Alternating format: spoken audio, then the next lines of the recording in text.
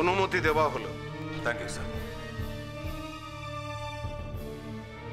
তীর্থঙ্করবাবু, আপনি কি মনে করেন আপনি আপনার ছেলেকে সঠিকভাবে মানুষ করতে পেরেছেন?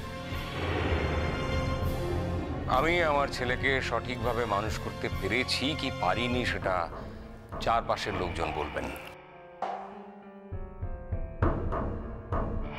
তবে আমি আমার ছেলেকে সঠিকভাবে মানুষ করতে চেয়েছি, এই চাওয়ার মধ্যে কোনো ফাঁক ছিল না। চারপাশের লোকের কথা বাদ দিন, সেসব পরে হবে। আমি আপনাকে জিজ্ঞেস করছি, উত্তরটা আপনি দিন। আমি জিজ্ঞেস করেছি যে আপনি আপনার ছেলেকে সঠিকভাবে মানুষ করতে পেরেছেন, হ্যাঁ কি না?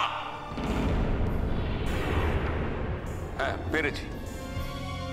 সেই জন্যই আজ আপনার ছেলেকে কাঠগড়ায় দাঁড়াতে হয়। এই কি আপনার শিক্ষাদানের নমুনা? আইনের ফাঁকে বিচারের প্রহসনে অনেক সময়ই অনেক মানুষকে কাঠগড়ায় দাঁড়াতে হয়। তাতে এটা প্রমাণ হয় না যে সেই মানুষটা ঠিক কি ঠিক নয়। তার মানে আপনি বলতে চাইছেন যে আপনার ছেলের ক্ষেত্রে এইভাবে এখানে এখানে বিচারে প্রহসন হচ্ছে? হ্যাঁ না, আদালত কক্ষে দাঁড়িয়ে আমি আদালত কক্ষকে অসম্মান করার জন্য কোনো কথা বলিনি। যদি আমার কথা তেমনই হয়ে থাকে তাহলে আমি দুঃখ প্রকাশ করছি। আমি বলেছি অনেক সময় এটা ঘটে থাকে, আর এক্ষেত্রে আমার সম্পূর্ণ বিশ্বাস আছে বিচারকের প্রতি এবং আমার ব্যারিস্টারের প্রতি। ওরা নিশ্চয়ই যেটা সত্যি সেটা তুলে ধরবেন, যেটা ঠিক সেটাই প্রমাণ হয়ে যাবে। যদি আপনার ছেলের মধ্যে চারিত্রিক দৃঢ়তা থাকে, যদি আপনার ছেলে সৎ হয়ে থাকে, তাহলে এইটুকু বয়সেও দুটো মেয়েকে ঠকিয়ে ওর বিবেকে লাগতো কি লাগতো না বলুন আপনি? আমার ছেলে কাউকে ঠকায়নি। আলবার্ট ঠকিয়েছে। আপনার ছেলে দুটো মেয়েকেই ঠকিয়েছে। ফুলি, আমি কিছু বলবো? এখন না, এখন কিচ্ছু বলতে চাস না। দেখ, তোরও তো টার্ন আসবে, তখন যা বলার বলিস। কিরকম কিরকম অসভ্যের মতো কথা বলছে দেখেছিস লোকটা? দেখ, এটাই ওর কাজ। একটু ধৈর্য ধর, উনি নিজের ফাঁদে নিজেই পড়বেন। এবার বুঝবে বাছা ধন, কত ধানে কত চাল। কিন্তু মা, ওদের লয়ার তো বেশ স্ট্রং দেখলাম। কেন, তোর কি আমাদের লয়ারকে খুব দুর্বল বলে মনে হচ্ছে নাকি? হ্যাঁ, দেখছিস না কিরকম এড়ে বেড়ে সব প্রশ্ন জিজ্ঞেস করছে? ঠিক না, এবার জবাব দিক, দেখি কেমন করে দেয়। তুই খালি দেখে জানা।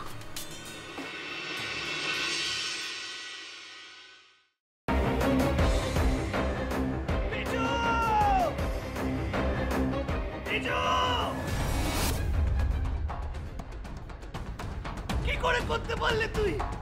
ও তোর বৌদি হয়, তুই আমার ভাই হোস।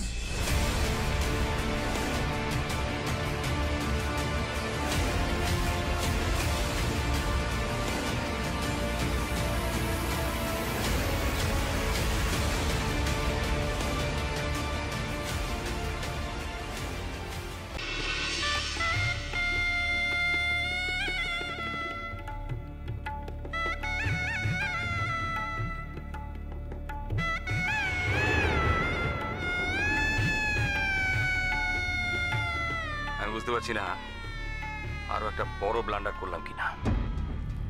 কি বড় মামু? আমি ওদের 20 লাখ টাকা দিয়ে দিয়েছি। সে কি কথা? কেন? তোমার কিন্তু কথা ছিল এই কথাটা 5 কান না করার। যাই বাবা, তাড়াতাড়ি বজরংবলীর পূজাটা দিয়েছি। আমি লাড্ডু না দিলে তো বজরংবলীর ব্রেকফাস্টই খাওয়া হবে না। আরে বাবা, এবার তো কোল থেকে নামাও। ও হ্যাঁ হ্যাঁ, আর যা বললাম মনে রেখো।